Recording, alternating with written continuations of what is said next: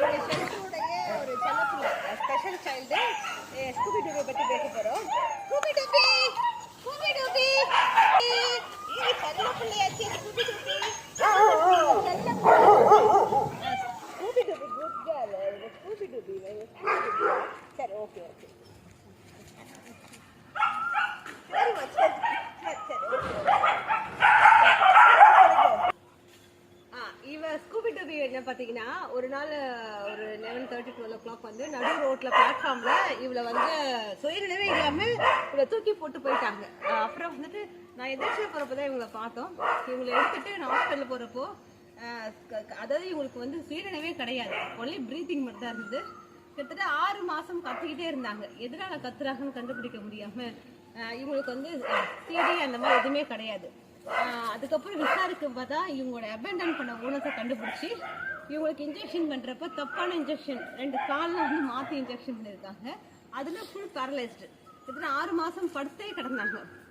நாங்கள் ரொம்ப இதுக்கப்புறம் நாங்கள் நிறைய ட்ரீட்மெண்ட்டு என்னோட டாக்டர் தணிகைவேல் வந்து ரொம்ப பொறுமையாக வந்து மெடிசன்ஸ் மாற்றி மாற்றி கடைசியில் நாங்கள் என்ன கண்டுபிடிச்சோன்னா இவங்களுக்கு சைக்காலஜிக்கல் ப்ராப்ளம் இருக்குது, பெயினால் கத்தலைன்றதை கண்டுபிடிச்சி அது மைண்டை காம் பண்ணுறதுக்கு மெடிசன்ஸ் எல்லாம் கொடுத்து கிட்டத்தட்ட நாங்கள் வந்து இந்த குழந்தைய வந்து ஒரு 6 மாதம் கண்டினியூஸ் ட்ரீட்மெண்ட்டில் இருந்தாங்க. இருந்ததுக்கப்புறம் வந்து இவங்க நாங்கள் வந்து ரெடி பண்ணியிருக்கோம். அவங்க லெவலுக்கு ஓடுவாங்க. ரொம்ப ரொம்ப ரொம்ப அன்பான குழந்தை.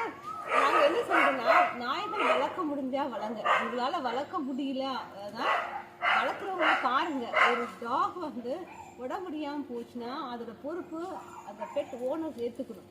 நீங்கள் தான் அம்மா அப்பா. இவங்களை கொண்டு போய் ரோட்டில் போட்டால் இப்போ எங்களை மாதிரி எல்லோரும் பார்த்து எடுத்துவாங்க சொல்ல முடியாது.